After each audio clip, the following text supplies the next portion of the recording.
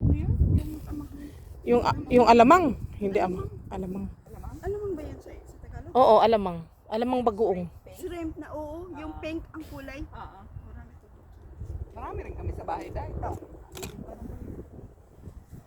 Pero Ako yung hindi man ako kakain ng alamang. Uy, kasi allergic man ako dyan. paano yung ginamos? Allergic ka Sa ginamos okay, pero iwan ko bakit. Mas ano ang shrimp eh. Ano, iwan ko. Kasi yan, ano yung mas malangsa. lansa. Mas malangsa. Oo, kaya sabi ginamos. Ang ginamos kasi isda yun eh. Oo. Ang ano, shrimp. Siyempre, sarili sa day eh. Ano? So, ano gusto natin patunayan dahil? Ayun, strawberry field. Cabbage. Tapos wala nang Wala laman. na yatang walang ulo. bunga. Wala nang ulo. Inisa-isa na eh. Yung mga kamatis nila, kung hindi pa winter ngayon, hindi magaganyan yan. Maganda sana. Maganda sana. Sa Del Monte, kinuha kahit sira yan, kinukuha yan, tapos alisin yung sira. Gagawin ko Gagawin tomato sauce. tomato sauce. Oo, ganun din. Alam mo kung hindi lang mahal, kukunin ko yan. Yung mga mga hinog-hinog na yan, gagawin kong tomato sauce. Marunong ako gumawa niyan eh. Kasi, iba sila eh. Igagawin kasi nilang fertilizer yan. Maganda kasi yan sa fertilizer. Iko-compost. Oo, di-compose nila yan. Kaya bahala na sila dyan kung ano. Pati yung yung mga tangkay, yung mga body. Ano ba yan? Steam. I-decompose nila yan.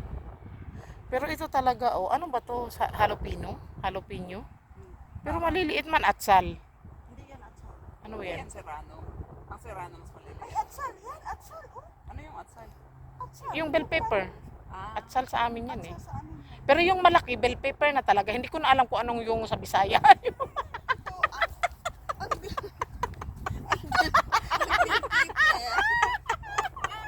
Ang alam ko lang yung atsal na yan, ganyan.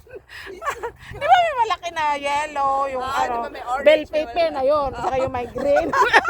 Hindi ko na alam ito kung, siya kasali sa atsal. oo, hindi siya kasali. Hindi ko na alam kung anong Bisaya doon. Hindi ko man din alam kung anong Tagalog doon. Basta pepper na lang ang sasabihin natin. Wala tayong kaalam-alam sa mundo eh. Ayan, kasi kapag nakaano na ng isip, trabaho ka na ng trabaho. Hindi mo na inaalam kung ano yung mga gulay. Di ba yung may kanta yan sa Bahay Kubo? Bakit Kasi nga hindi? pag pupunta tayo sa grocery, tinitignan mo lang, alin ba yung kilala kong gulay doon? Pag hindi ko kilala, ay, hindi ko yan kilala. Oo, totoo yan. Ano ba yan? Kaya nga, pagka hindi ko kilalang isda, hindi ko kinakain. Hindi ko kinakain. Kaso, bibihira naman yung kilala natin. Isang kilala Oo. natin, pumpano.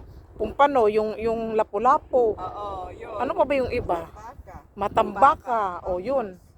Bangos, bihira pa. Tamban, alam ko yung tamban kasi marami yun doon sa amin. Tamban. Tsaka, Yung sheephead nga, hindi ko alam na masarap pala yun eh. Kasi di ba kakatatakot yan, laki ng ngipin na ganyan. ay, parang tao yung ipin niya. Shepherd pala yun. Sheephead, oh. Huy, isda, bakit ganon yung ano mo? Ang ngipin, no? Bakit ganon yung ipin mo? Ano ka ba? Paano, mataba kasi. Ay, oo. Masarap yung pumpano sa paksiw. Masarap. Masarap pa pati sa sabaw. Ayun, ay, namimiss ko na yung sabaw ng pumpano. Oo, no. Ano, tayo na. Tatambay muna tayo dito. Tamay-tamay muna tayo. Pahangin-hangin muna tayo sandali. Alas 3. Ano ba? Akala ko ba na-charge yung aking pela? Bakit hindi nag-on? Alas 3. Ito yung mga yun nangunguha sila ng strawberry. Mas malapit pa ako sa Yan. Tingnan ko nga, 13:30. Ay, dito nakatira yung Ayan, may mga Pilipino din doon na nangunguha. Ayan. Tapos ang kinukuha lang pala nila 3 piraso lang kasi busog na daw sila. Titimbangin pa ba yung 3 piraso?